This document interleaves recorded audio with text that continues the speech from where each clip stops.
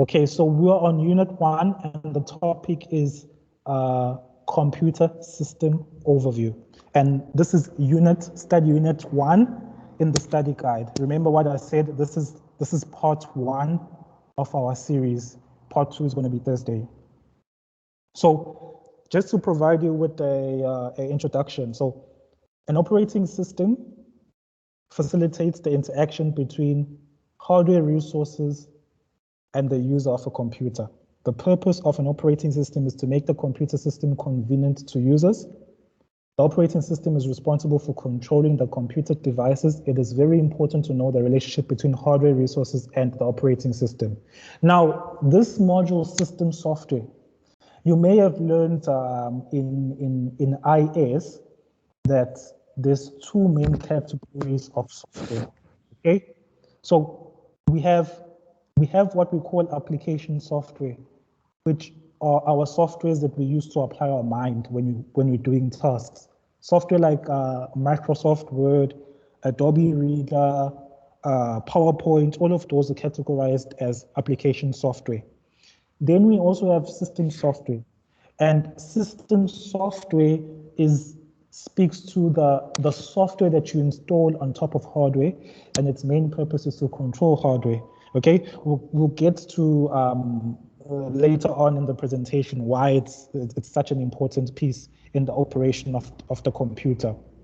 But the important thing I want you guys to take out of this is when we refer to system software, we're referring to our utilities, which the operating system is one example, such example of a system software. If you're not aware of any, you may have used a computer with Windows or Linux, Android, all of those are examples of operating systems, and they serve the same purpose or function on any hardware. Okay, so we will cover the following learning outcomes.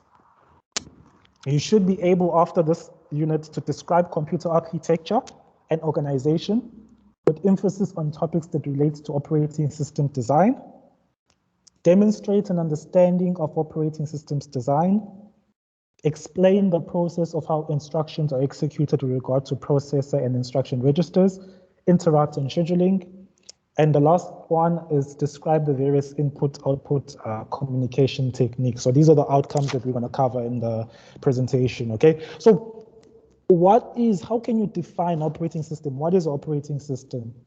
So we say that it exploits the hardware resources of one or more processors to provide a set of services to system users, okay?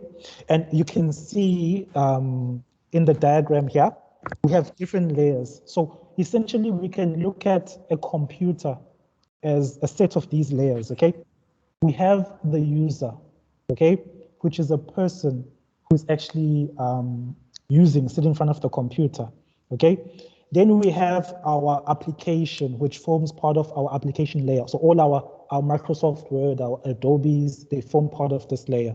Then we have the operating system layer. And without this layer, we won't be able to use a computer.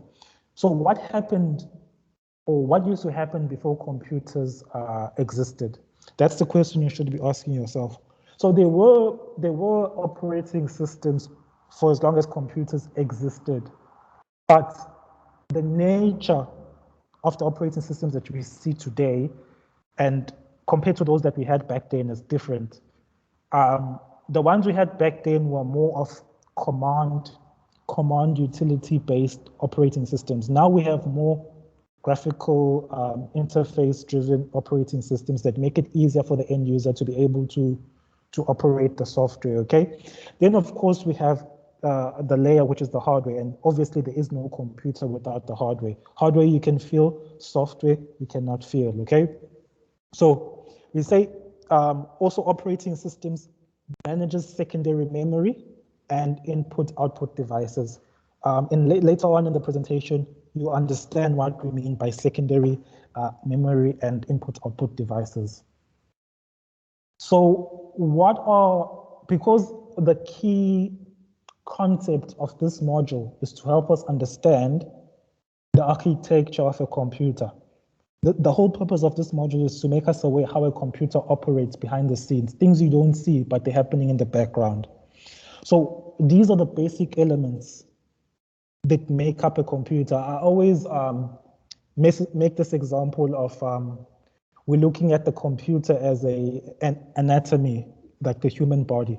So there's certain key components that are fundamental in its operation, okay? Just like the human body would have the brain and the heart, same thing applies with the computer, okay? So these are the key elements that drive a computer. We have the CPU, okay? We have the system bus, we have the main memory, and then we have the input-output module. Each of these perform particular tasks, which we will cover extensively in this particular presentation. So another name for a CPU is a processor. And this component of the computer actually controls the operations, okay? So a computer is constantly processing things and performing transactions. And the role of the device that actually does that is referred to as the CPU, okay? So it performs all the data processing functions. Now, just to focus a bit on the CPU. So the CPU itself consists of other subcomponents, okay? So the main components are the control unit, which is basically in charge of directing. It's the director for the CPU. It directs its operations. It ensures that everything is stored on a register. Every transaction that needs to be done or every transaction that is done is captured in some sort of register. That's what the control unit does for the CPU. Then we have the memory unit, okay? And the memory unit works hand in hand with the CPU because memory stores all the addresses and locations of the functions that need to be executed by the CPU. So it's like it plays a supporting role, okay? And then we have the ALU, okay, which is the arithmetic logical unit. Now this is the actual component that performs the calculations, okay? It actually does the calculations for us. So we have input that comes in. We have input that comes in, or an instruction. Then we have the CPU, which is in charge of making sure that this stuff is processed. It's data that's coming in. The data is processed. Then we get an output. And the output is usually obviously displayed in terms of output devices that we know of, display monitors and so forth. So that's the typical flow of how input process output works in regards to this CPU. Okay, and basically here they further mention or elaborate on what I just mentioned in the previous slide. Components of a CPU, these are the three main ones. Okay, so what is main memory? What is main memory? So main memory or memory in terms of computer architecture, memory and storage are two different things. That's what you need to remember. I know every single time we talk about memory, we're speaking about something that can remember something or store data, which you can look at a hard drive as memory or as some sort of memory storage device or memory card. But in terms of computer architecture, memory is some form of temporary storage. Okay, and to describe memory, I tend to use, we also refer to it as RAM, random access memory. And how this works is when you switch on your computer, some of the softwares that you execute on your desktop, when you click on run, when you click on execute, the computer actually loads that program for execution onto memory. So the memory is like a spreadsheet, okay? It's like a spreadsheet that has addresses, memory locations, and the CPU comes and grabs from the spreadsheet, okay? It comes and grabs these instructions for execution. Now, we say it's temporary because once you switch off your computer, that memory is then wiped, okay? It forgets what it's doing. The term we tend to use when we're referring to memory, we say it is volatile, okay? It is volatile because it resets when it loses power. And it says when the computer is interrupted or turned off, the data stored is lost immediately. And this is in contrast to what would happen on a hard drive. So therefore, in terms of computer architecture, we do not categorize a hard drive as memory, okay? It is the type of memory that requires power for it to retain its contents or store information. Main memory can also be called primary memory or real memory. The main reason why we tend to give it this important phrase, main and primary, is because the CPU will go there as a first instance when it's looking for instructions. That's the main reason why. Forget the word memory. I'm sure most of you should know what memory means, but what's the significance of calling it main and primary and then calling the other one secondary that we're going to discuss later? The main thing here is that it's referred to as primary because the CPU, that's the primary component which it uses to support its activities, okay? So secondary memory, why do we call it secondary memory? And this is the study unit altogether, separate study unit. I'm not sure which number it is, but we're going to cover it extensively as well. But in terms of secondary memory, all our hard drives, our CDs that we burn, CD-ROMs, data disks, flash drives, all of those are secondary memory because once you switch off the computer, the data is not lost, which means we refer to them as non-volatile memory, okay? And so what is the significance of secondary here? Why do we refer to this one as secondary and the other one as primary? Well, the main reason is that if the computer, sometimes you find that you're running too many things on your computer. Okay, you're running too many things and your computer starts to slow down. The reason why that happens is that your computer does not have enough RAM it doesn't have enough primary memory to open up or run all of these tasks that you have open simultaneously. And you find that in the stores, the laptop prices are different and the computer prices are different because they have different memory and different CPU, which we're going to talk about in the later stage, capacities. But in terms of RAM, the more you have, the better. Because the more you have, the more storage capacity you have to store programs awaiting execution.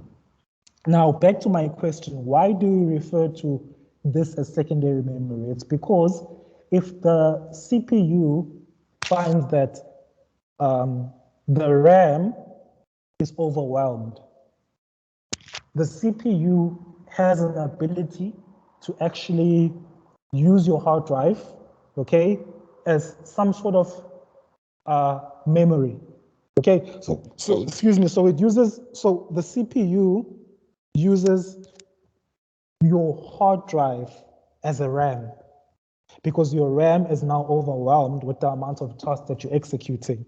So it's very significant that you remember why do we refer to as a secondary memory and the other one as primary memory.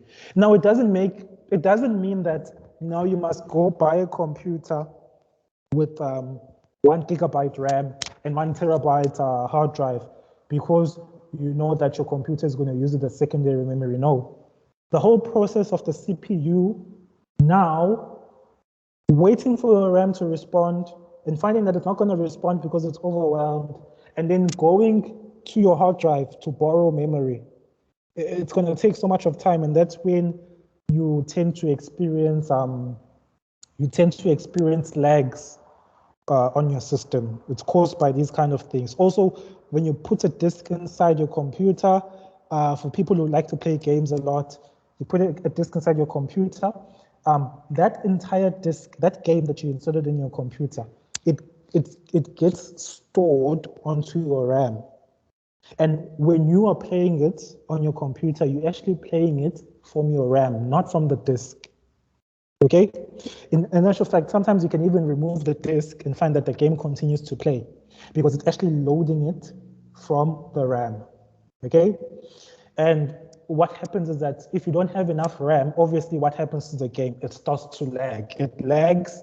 Sometimes it stops fully. Sometimes it just lags because of the whole process of the CPU getting confused, having to go consult with the hard drive to ask for additional capacity. So we have these, which you may have covered these in IIS, input-output devices. So input-output devices, they need to communicate with the CPU to say, I need you to perform, or I need you to move the cursor now, or I'm pressing the keyboard, I need you to sort of type something on the screen. So that happens through what we call input-output modules. So input-output devices such as our keyboards, our mouse, and our display screens, they all operate or communicate. They all operate or communicate through input-output modules. Okay? So the microprocessor. So the processor is a chip that has existed for a number of years. But we know that technology is now getting smaller. Okay, so what are the origins of a microprocessor?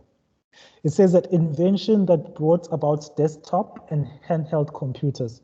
So the ability of these engineers to build something smaller enabled the devices, the hardware, actually handheld devices, the desktops, you know, computers are getting smaller with tablets and so forth. Processor on a single chip, fastest general purpose processor. Each chip socket contains multiple processors or cores. Okay, now you can have one CPU, and that CPU is able to perform or act or function as multiple CPUs all in one single chip.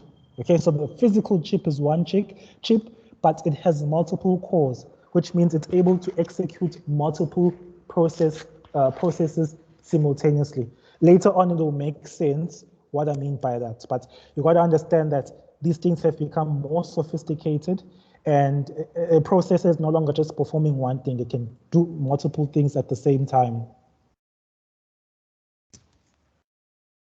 So we refer to all of these functions that are performed by the CPU as instructions. Okay, and this happens through a two-stage process. Okay, there's the fetch stage, and then there's the execute stage. So the CPU is fetching from where? From the RAM. After it's fetched it, what does it need to do? It needs to execute it. So there's these two main stages. I refer to them as stages specifically for a reason, and I'll mention that in the next slide. So the processor fetches the instruction from memory, and the program counter holds address of the instruction to be fetched next. The program counter is incremented after each fetch. So there's a program in that needs to be executed, and there's this program counter, which is basically like a queue of the program that needs to, or the instructions that need to be executed, and it increments after each one. So taking into consideration what we mentioned in the previous slide about the two stages, we have fetch, we have execute. Okay, so a program consists of a set of instructions stored in memory, and these two main stages of fetch, which I mentioned, and execute instruction, but these two stages are further divided into 4 phases. Okay, So we take these two stages, we can further divide them into 4 stages. We have the fetch phase, where the actual process of fetching it from the memory remains the same. Then we have the decode phase. And during the decode phase, basically the data, we know computers communicate in binary. So the data is sort of converted from one form to another. It's transformed, okay? And so fetch and decode still form part of this stage, the fetch stage, okay? Then we have execute and store, which form part of this execute instruction phase in the cycle. So what happens then, it fetches, it converts the data, okay? It then executes the function that needs to be executed. It needs to send it back to storage, okay?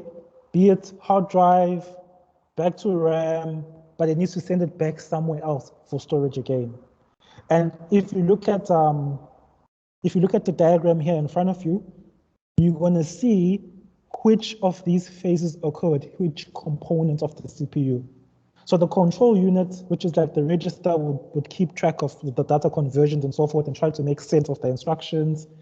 We have the fetch, which happens from the RAM, because the instructions are stored there in a spreadsheet. So it's fetched from there, then we have decode, then it's executed through the ALU, and then it goes back again to the RAM.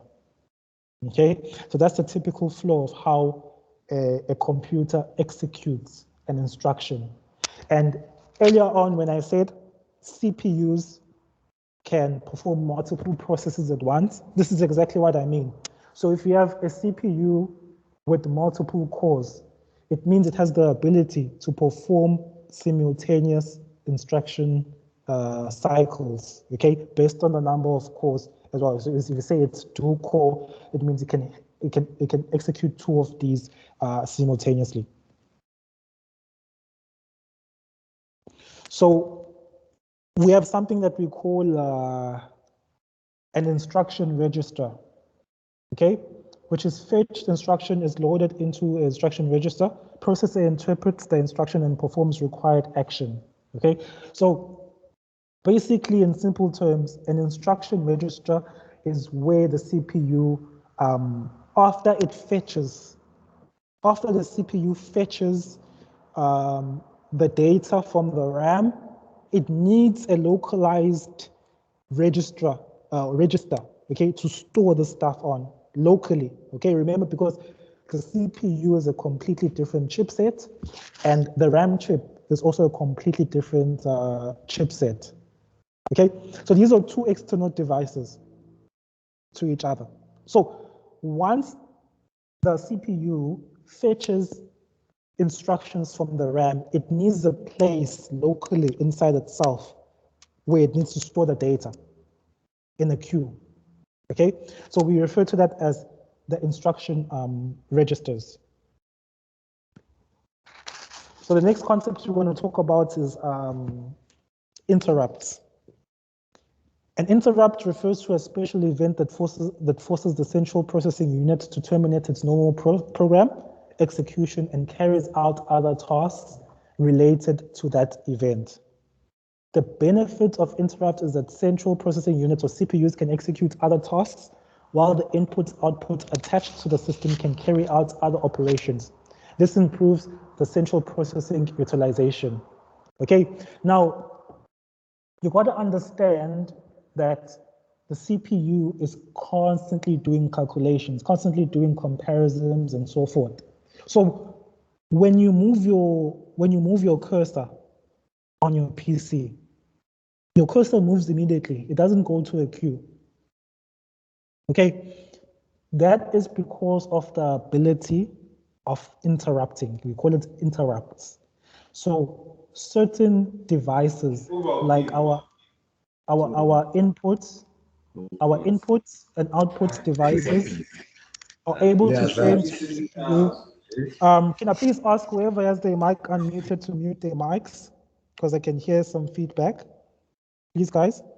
I see Zolile, you have your hand up. Sorry for that, I didn't notice. Do you have a specific question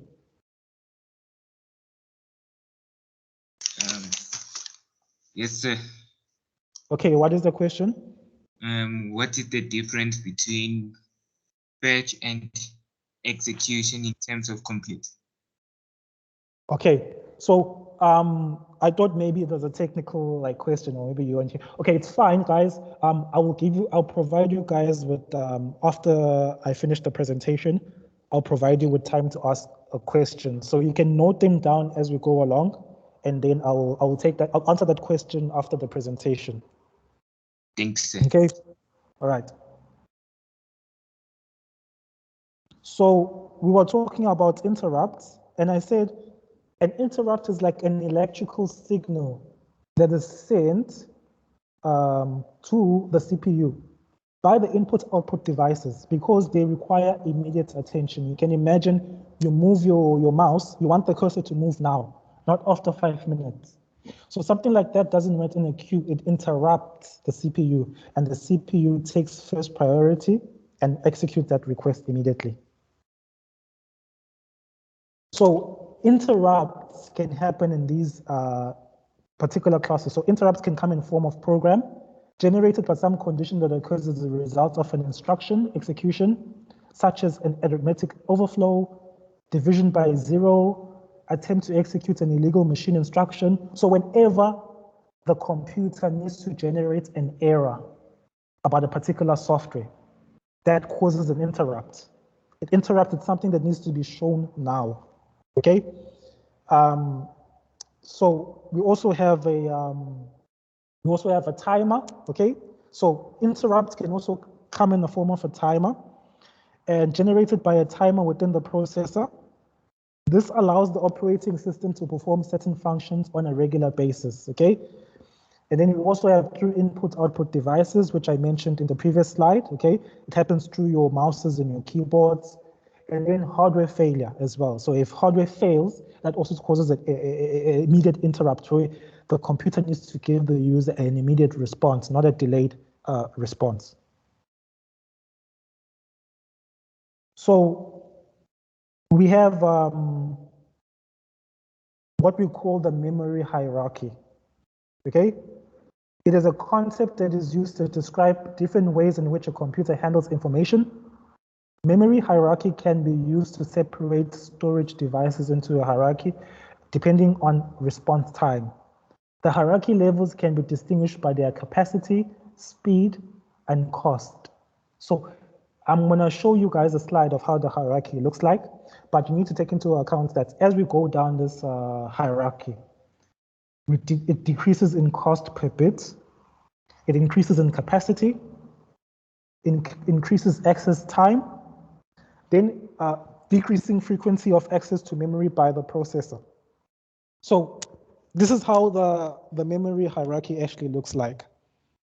And if you go from the top to the bottom, you're actually going from the smallest unit, or in terms of capacity, from the smallest to the biggest. Okay? So we have our registers. Remember what I said about the registers? Sorry about that. Remember what I said about the registers, okay? I said that the registers are a form of storage within the CPU itself. When it fetches stuff from the RAM, it needs a localized place of storage. So we also look at the registers as a form of storage, but it's localized, and it's actually the smallest type of storage that we find on a computer. Then we also have cache memory. Cache memory, I'll save it for part 2, which is going to be on Thursday.